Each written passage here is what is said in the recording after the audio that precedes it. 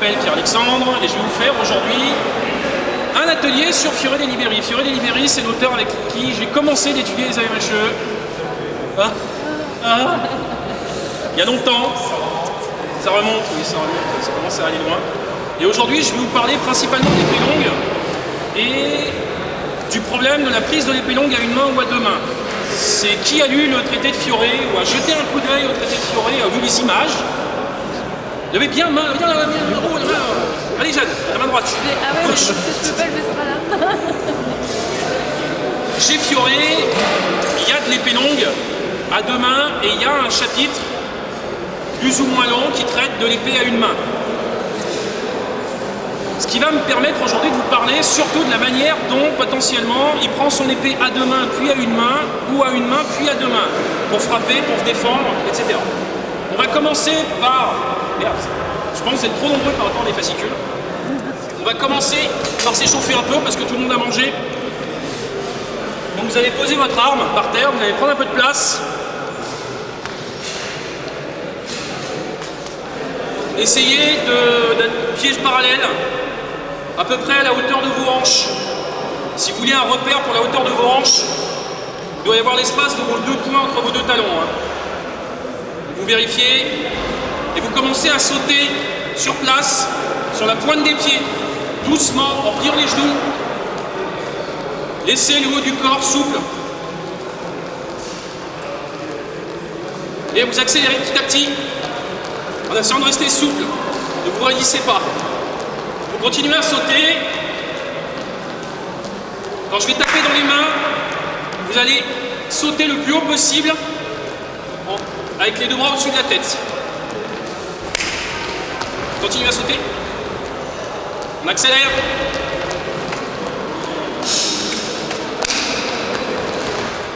Maintenant, quand je vais frapper dans les mains, vous allez faire une flexion au sol pour relever et continuer à sauter.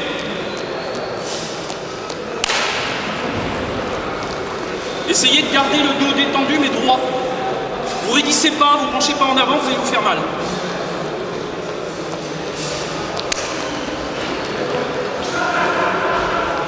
On repart en haut.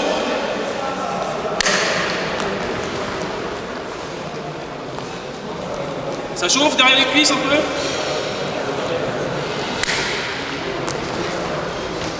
Parfait. Maintenant, continuez à sauter.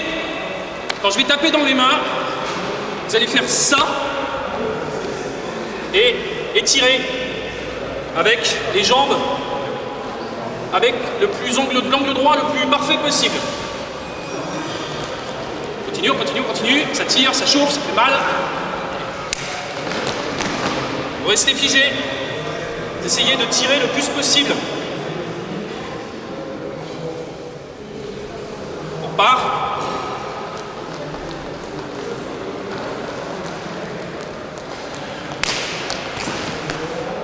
On tire sur les côtés. On va s'occuper un peu des hanches. Ça, vous savez faire normalement. Essayez de ne pas trop bouger le haut du corps, surtout la tête. Et vous y allez, souple. N'ayez pas peur d'être séduisant.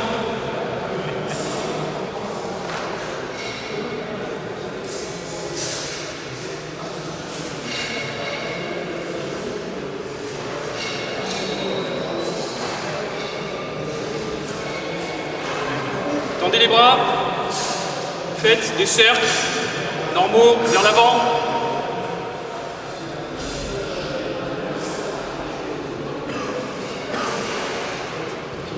Vous réduisez petit à petit.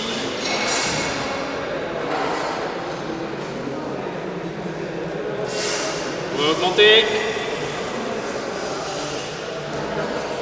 Vers l'arrière. De la même manière, vous réduisez. Vous réagrandissez. Et maintenant, le signal, votre bras gauche va continuer à aller vers l'arrière et votre bras droit va aller vers l'avant. Allez. Vers l'avant, les deux.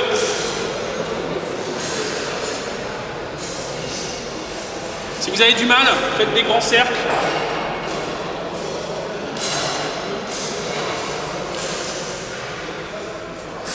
Et vous repartez, un bras dans un sens, un bras dans l'autre.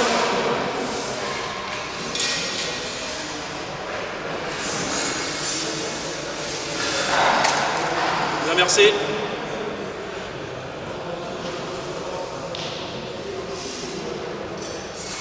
Les deux bras vers l'avant. Votre bras gauche continue à aller vers l'avant. Votre bras droit fait ça.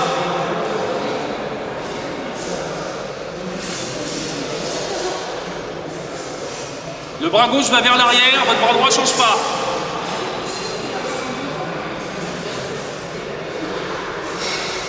Votre bras droit va vers l'arrière, votre bras gauche avant-arrière.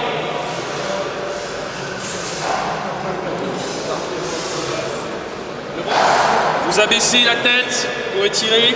Allez-y lentement sans forcer. 2 respirations profondes en bas. 2 respirations profondes vers l'arrière.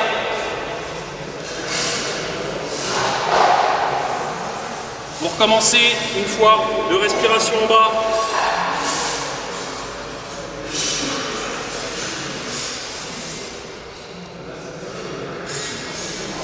Jeanne, on inspire par la bouche ou par le nez? Par le nez. Il n'y a qu'un seul sport où on expire par le nez, c'est la natation. Vous faites pareil à gauche et à droite. 2 respirations.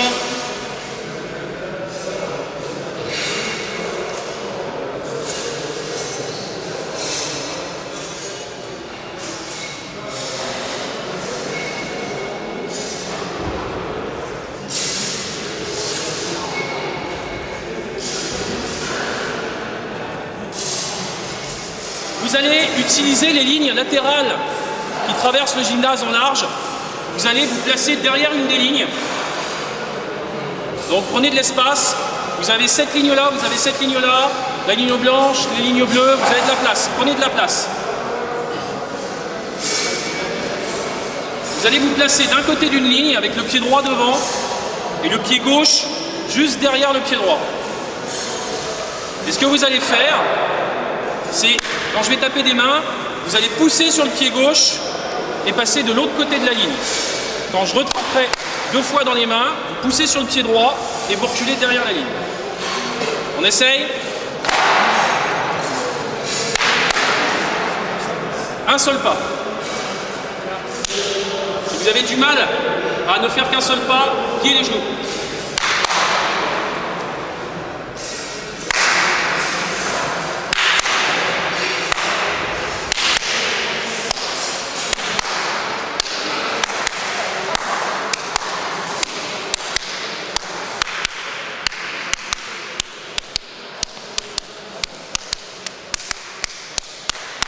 Allez.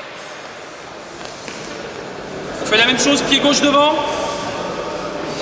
Donc pied gauche devant, vous poussez sur le pied droit, vous passez d'un côté, vous poussez sur le pied gauche pour passer de l'autre côté.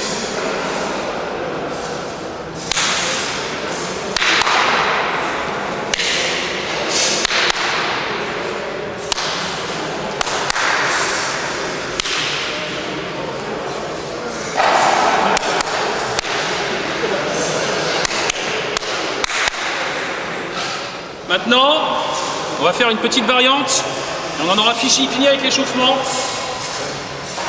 Je vais donner, vous allez le faire à votre rythme. Pied droit devant ou pied, vous allez commencer pied droit devant d'ailleurs. Vous allez le faire à votre rythme. Clac, clac, clac, clac. Quand je dis 1, vous le faites pied droit devant. Quand je dis 2, vous le faites pied gauche devant. Donc vous devez faire des changements de pied au bout d'un moment.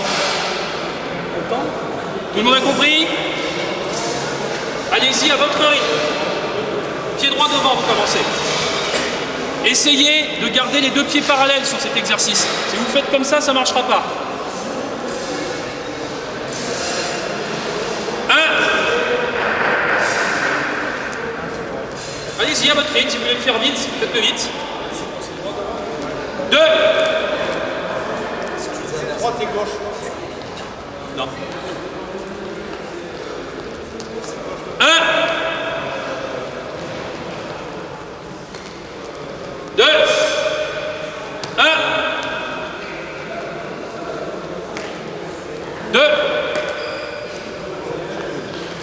Regardez droit devant vous, ne regardez pas vos pieds. 2. 2, c'est pied gauche devant. 1, 2. 1, 2. C'est très rigolo, c'est beaucoup utilisé en kendo. C'est un exercice assez simple, on fait le même. Si vous voulez vous exercer dans votre club, vous pouvez faire la même chose et vous le faites en frappant. Pom, pom, pom, pom. Vous en faites 500. Puis ensuite vous changez. Bien. Prenez vos épées, trouvez-vous un binôme. On ne va pas voir toutes les postures de Fiore De Liberi aujourd'hui, on va se concentrer sur les postures basses. On va même se concentrer sur une posture basse assez simple, qui est jambe droite devant, le pommeau à la hanche ou devant, et on va se tenir comme ça. Ça va ?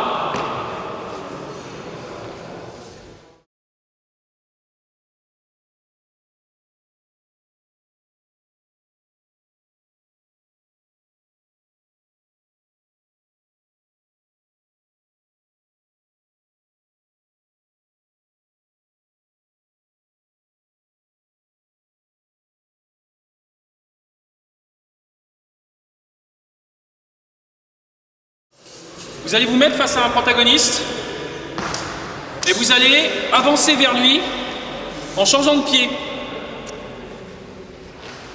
Donc vous allez le menacer en avançant la jambe gauche. Si vous vous rendez compte que vous tenez votre arme avec vos mains, vous voyez que votre arme, elle bouge. Sans que vos mains bougent, votre arme, elle bouge avec votre corps. Vous frappez pas, vous menacez pas, vous ne piquez pas avec la pointe. Donc Monsieur Martinez se tient dans une posture basse en face de moi, et moi je suis comme ça. J'avance ou tu recules. Il y en a un qui dirige l'exercice qui avance. Donc moi je me contente de bouger, et il vient garder le côté correspondant sans venir tendre les bras. C'est juste ses hanches qui vont emmener son arme. Donc là, j'ai compris. Vous essayez de travailler ça tranquillement. Donc moi je suis dans une garde, je viens menacer mon camarade, et lui, il vient simplement poser son arme pour m'empêcher éventuellement de venir remonter ou de venir me menacer. Et je recommence, et lui, voilà. Vous faites ça tranquillement. Un petit va-et-vient pour vous montrer que vous avez besoin de très peu bouger votre arme. Pas besoin de faire de grands gestes, pas besoin de faire des crumpo. Pas obligatoire de faire l'essuie-glace. Cette fois, vous allez vous mettre par 3. Donc vous allez vous trouver un petit camarade et on va faire un exercice assez rigolo. J'ai besoin de Monsieur Martinez et de quelqu'un d'autre pour faire une démonstration. Eh bien, le camarade. Vous allez tenir votre épée à une main. Et vos deux camarades vont se placer de part et d'autre de vous. À une main ou à deux mains, c'est pas un problème. Et vous allez vous tenir pied droit devant. Pied gauche devant, pied droit derrière. À une main, l'autre main en dessous, tranquille. Et vous allez faire exactement ça. Pendant que votre adversaire qui est derrière se déplace à droite et à gauche, vous allez tourner la tête. Quand vous le voyez, vous bougez le pied, l'épaule, et vous essayez d'aller bouger. À une main. Vous revenez. Monsieur Martinez bouge. Je vérifie, je tourne. Je frappe. Je remets là. Je vérifie, je tourne, je frappe. Je reviens. Ah. Pensez à toujours d'abord vérifier là où votre adversaire se trouve. Si jamais il décide de faire, je ne sais pas où il est, je frappe. Donc 1, le regard, 2, le pied, 3, l'épaule. Pour l'instant, les deux personnes autour se contentent de bouger. Vous ne faites rien d'autre. Vous vous déplacez quand la personne vous tourne le dos pour la forcer à chercher où vous êtes. On essaye tranquillement, calmement. Si vous voulez faire de l'impact, mettez un masque.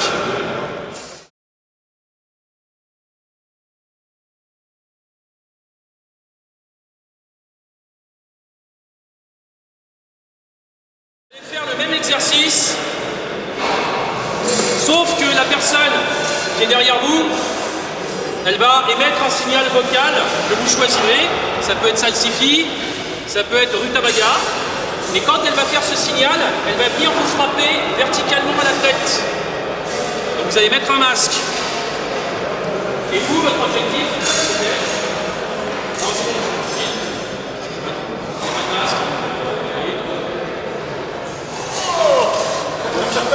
quand le signal arrive, forcément vous vérifiez.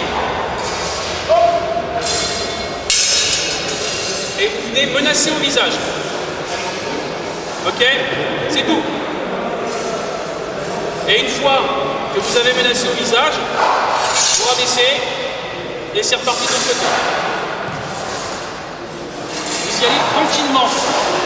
Vous n'allez pas comme des brutes, vous n'êtes pas un robot tournoyeur. L'important, c'est de vraiment vérifier l'attaque qui arrive, je tourne, je contrôle.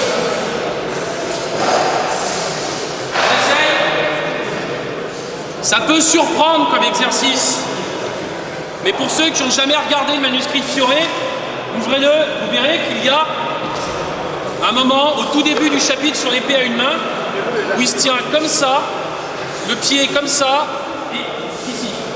Et il y a des adversaires qui arrivent avec le nœud de ce côté-là.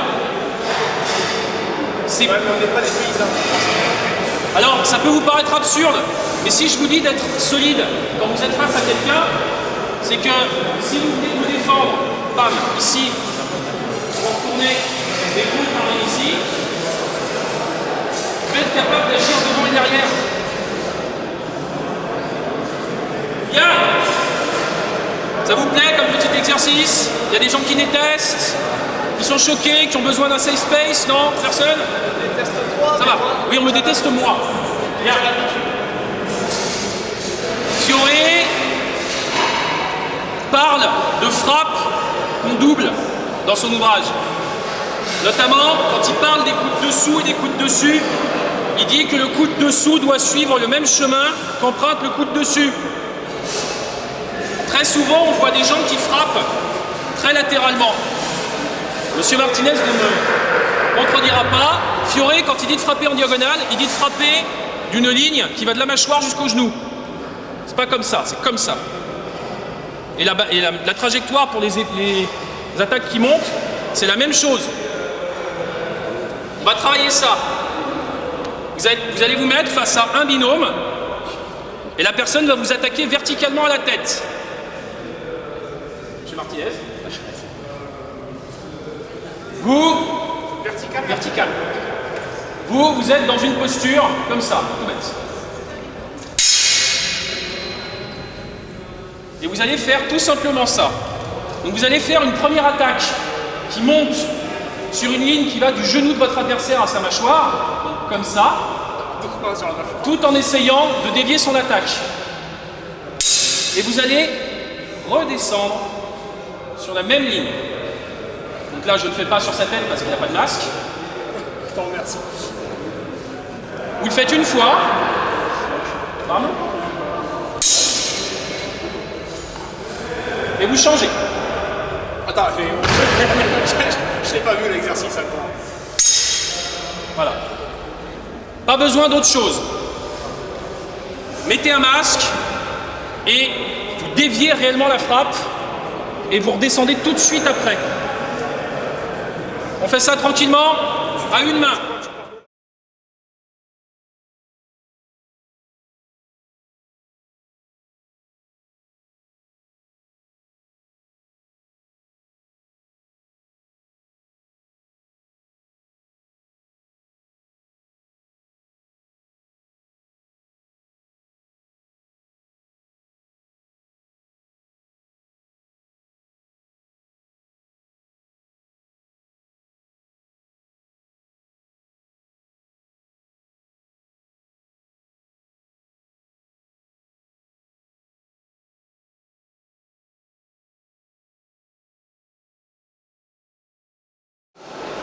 C'est assez rigolo comme exercice, ça donne l'illusion qu'on est super fort.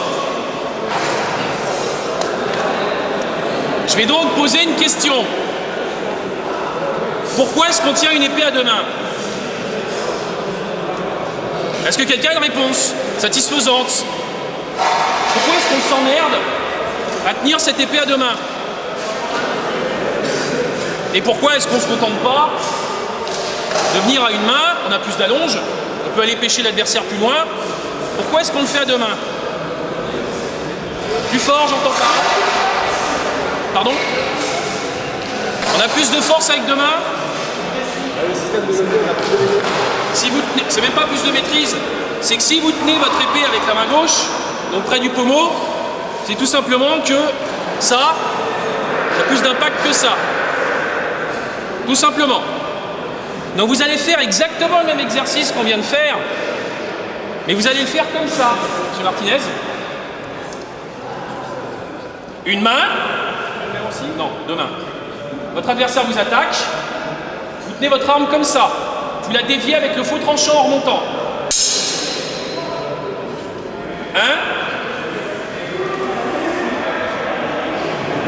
Uniquement avec la main gauche. Donc vous allez vous entraîner, sauf Jeanne, ou les gens qui ont mal au coup de gauche, vous le faites toujours à deux mains, ou uniquement avec la main droite. Mais l'idée c'est vraiment vous dévier avec la main droite, parce que vous avez plus de puissance sur le contrôle en étant près de cette partie-là. 1, 2.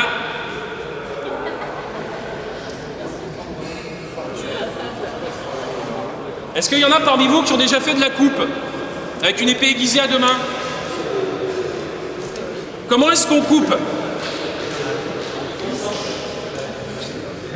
Comment est-ce que vous coupez un steak? Est-ce que vous tapez avec un couteau jusqu'à ce que le steak se découpe? Ou est-ce que vous tirez sur la viande? Tirant, vous poussez. Et bien c'est ce que permet de faire une arme à deux mains, tout simplement. Tu peux venir s'il te plaît Gilles, prends pas ton arme. Non, non, prends pas ton arme. J'ai mon atelier demain, attends. Quand vous vous tenez, jambe droite devant, je peux toucher Gilles avec le bras droit, je ne peux pas le toucher avec le bras gauche. Imaginez ce qui se passe au niveau de l'épée quand vous manœuvrez votre épée avec la main droite, et puis brusquement, c'est la main gauche qui prend. Et bien votre épée, elle bouge de 10 cm, toute seule. Le simple fait de faire passer le poids de l'arme de la main droite à la main gauche pendant votre frappe, ça crée 10 cm de mouvement. Si vous arrivez à le coordonner avec l'impact sur la cible, ben ça coupe. Vous n'avez pas besoin de faire plus. Quand vous coupez, vous n'avez pas besoin de venir donner des grands coups. Vous montez votre arme avec votre main droite, et puis ça tombe. Et au moment où ça tombe, vous récupérez le poids avec votre main gauche. Et ça coupe. Essayez chez vous, si vous avez des armes aiguisées, c'est très rigolo. C'est pas compliqué, hein. Tiens le bout de mon arme.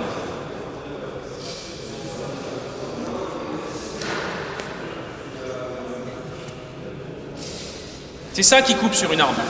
Et c'est pour ça que c'est très important de travailler à une main et à deux mains. Et de faire passer le poids d'une main à l'autre. Il y a un très bon échauffement qu'on utilise dans beaucoup d'escrimes à deux mains. C'est celui que je vous ai montré. C'est de faire des frappes montante avec la main droite, descendante avec la main gauche. Montante avec la main droite, descendante avec la main gauche. Ça vous permet de bien comprendre que descendre avec la main droite, c'est bien si vous cherchez de la longe, si vous cherchez à stocker, si vous cherchez à bien provoquer votre adversaire, si vous cherchez à le couper à deux mains, ça suffit. La main droite, elle ne fait plus rien. Vous pouvez attaquer avec une main, deux mains, une main. Vous pouvez vous défendre aussi. On va voir un petit exercice. Tu peux récupérer ton main. On va voir un petit exercice que ceux qui connaissent Fiore ont déjà maîtrisé, qui s'appelle le conte du coup du paysan. N'est-ce pas, monsieur Martinez? Non, je vois pas du tout. Je ne vois pas du tout beaucoup parler. Imaginons que monsieur Martinez n'a aucune éducation. C'est le cas. C'est le cas. Et vient m'attaquer. C'est lequel? Aucune éducation. Aucune éducation. Il bouge sur la gauche. Vous êtes jambe gauche devant, vous êtes tout tranquille, et monsieur Martinez n'a aucune éducation. Il vient vous attaquer, et vous avez décidé de vous en débarrasser rapidement. Aucune éducation? Aucune éducation. Je prends une garde allemande alors. Tu peux m'insulter. En fait, vous allez faire le petit exercice suivant. Vous allez vous tenir face à un protagoniste, Pas de signal. Et puis à un moment, il va attaquer. Vous essayez de vous tenir de manière à avoir votre pied gauche qui peut bouger rapidement. La bonne idée, c'est de commencer à l'ouvrir. Et dès qu'il commence à attaquer, déplacez sur votre gauche. Ce qui est important, c'est que le milieu de votre arme soit à la place de votre tête au moment où ça réceptionne. Et une fois que son arme touche la vôtre, vous passez votre pied droit derrière. Si on le fait d'une traite, Monsieur Martinez, il est chaud patate bouillant. Donc vous y allez lentement. Ce qui est important, c'est vous êtes prêt. Vous décalez en réceptionnant le coup. Et dès que le coup est réceptionné, vous venez comme ça. On essaye. Pas besoin de faire de grands tours, de venir derrière votre tête. Juste, ça cède. Vous êtes là. Et vous tirez sur votre main gauche.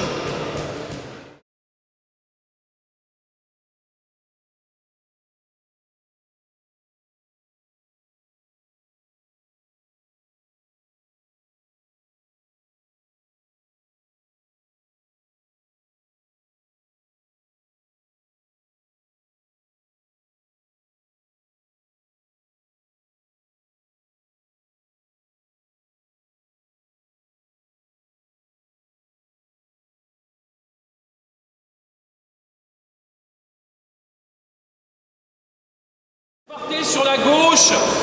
Quand vous êtes droitier, la raison est très simple. C'est que vos bras ne sont pas croisés. Vous allez faire le même mouvement, mais à une seule main.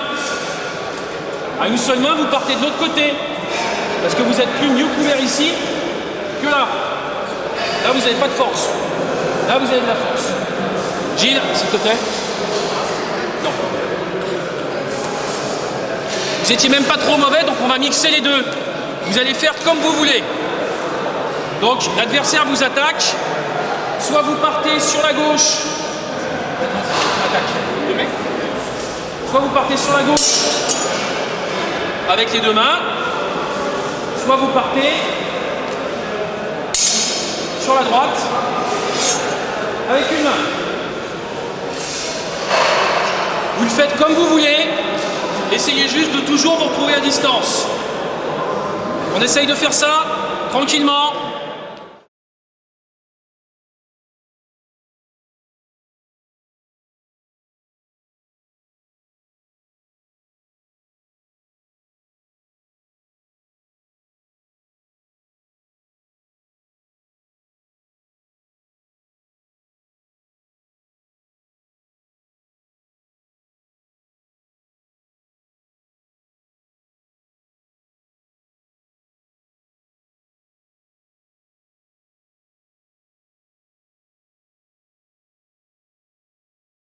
On a vu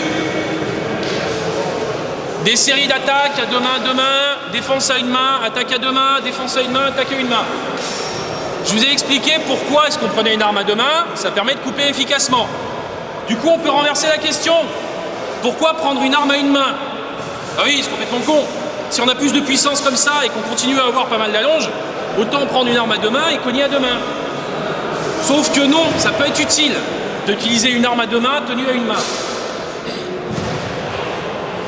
Par exemple, si votre adversaire vous attaque et que vous faites la couverture que je viens de montrer,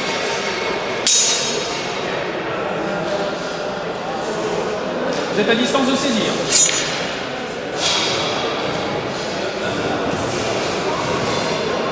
Inversement,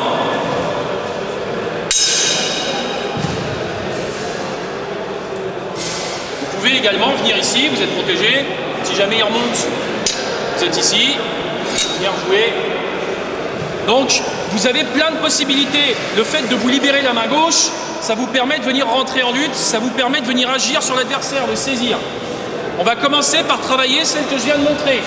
Donc, vous vous tournez autour, tranquillement, et sans qu'il y ait de signal, votre adversaire vous attaque. Vous tenez à deux mains. Si vous voulez le cogner,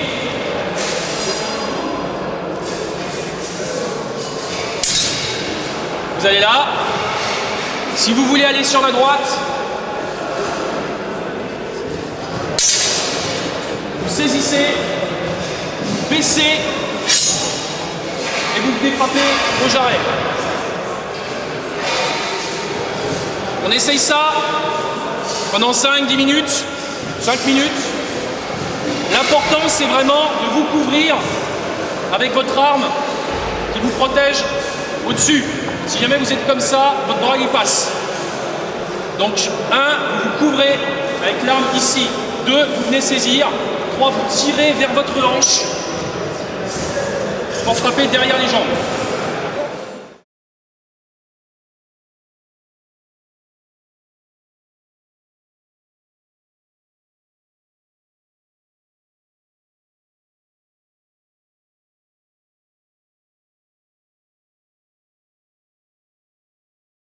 Et vous aurez le choix de la fin. Vous continuez donc à faire cette défense à une main. Et derrière, vous vous amusez. Gilles, vous essayez de faire une clé. Donc, si l'adversaire est un peu loin, il vous attaque. Vous arrivez entre ses mains, en avançant le pied gauche. Et vous venez faire une clé sous le coude. Lentement. Donc 1, vous contrôlez. 2, vous venez à l'intérieur, vous avancez avec le pied gauche et vous venez faire une clé sous le coude.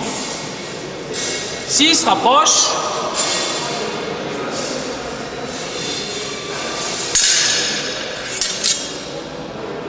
Ah là, ok. Je sais pas donner la bonne situation.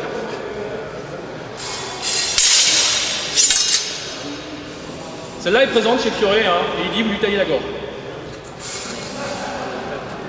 Donc vous vous amusez tranquillement, soit l'adversaire reste loin, vous passez entre ses mains par-dessous, vous venez faire une clé au coude.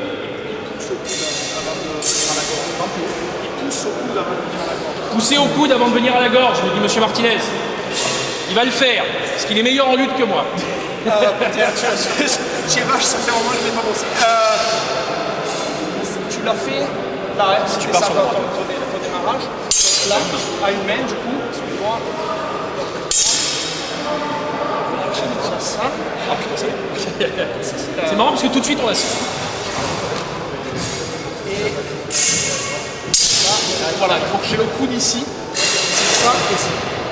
Et du coup, ça m'évite de faire un gros pas et un gros tempo.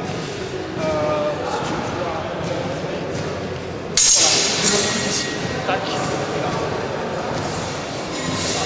Vous essayez tranquillement, soit vous contrôlez à l'intérieur et vous faites une clé, soit en effet, comme Gilles l'a noté, j'avais oublié de y penser, vous poussez le coude, ça fait tourner l'adversaire et il vous offre sa gorge. Et le petit truc en plus, si vous voulez faire la seconde, c'est accompagner avec la lame, c'est-à-dire faites-la tomber vers votre garde. Parce que naturellement, le coude va glisser, vous allez pouvoir avoir la vision sur le coude. Non. Vous essayez tranquillement, on termine là-dessus. Amusez-vous, soit l'un, soit l'autre. Et ensuite, on finit.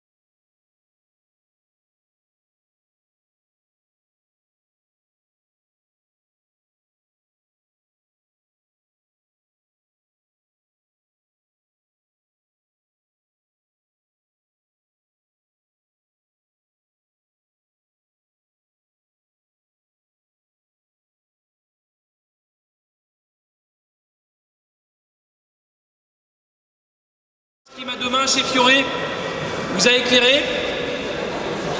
Rappelez-vous qu'il y a une raison au fait qu'on tient son épée à deux mains ou qu'on la tient à une main. C'est vraiment très très important. C'est des armes qui coupent. Donc quand vous devez couper, quand vous devez tailler, soit vous allez chercher l'élan, comme je vous ai montré, hein.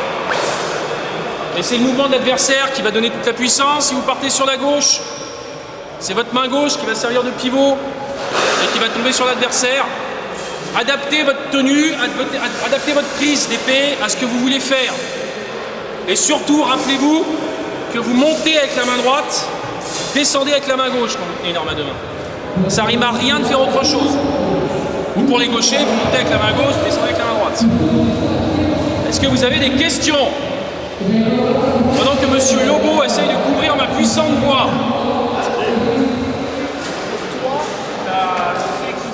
À une main ou à deux mains, c'est uniquement lié à ta coupe, à ta volonté d'entrer en lutte, c'est uniquement tactique. Il n'en parle pas. Donc c'est très compliqué d'apporter une réponse définitive. C'est deux armes différentes, Je pense pas que ce soit deux armes différentes.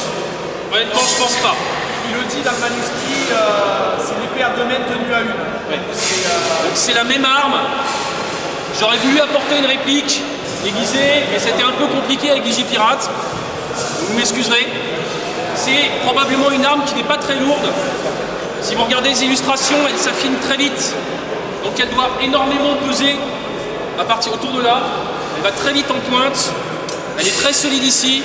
Donc ce genre de gestuelle, c'est très important. Vous venez récupérer là, vous frappez là. Vous venez récupérer là, vous frappez là.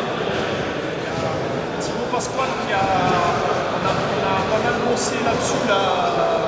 Et dans les collections italiennes, 14 des bouquettes, des vraies épées à deux mains longues et tout ça, il n'en a pas trouvé dans les collections. Dans les armes en provenance d'Italie, tout ça. Il a beaucoup d'armes allemandes. Enfin, on a... Alors dans le catalogue de l'exposition à bon droit, il y en a du début 15e italienne. Mais les poignées sont courtes. oui, les poignets, ça c'est trop long. Vous enlevez ça. Vous avez vraiment les mains qui sont... C'est pas tout à fait des bâtards, mais c'est pas loin quoi. En fait, le bâtard, j'aime pas ça. Bâtard. Donc, c'est très difficile de savoir. Honnêtement, je pense que c'est lié à un facteur de préférence personnelle, de cadre aussi.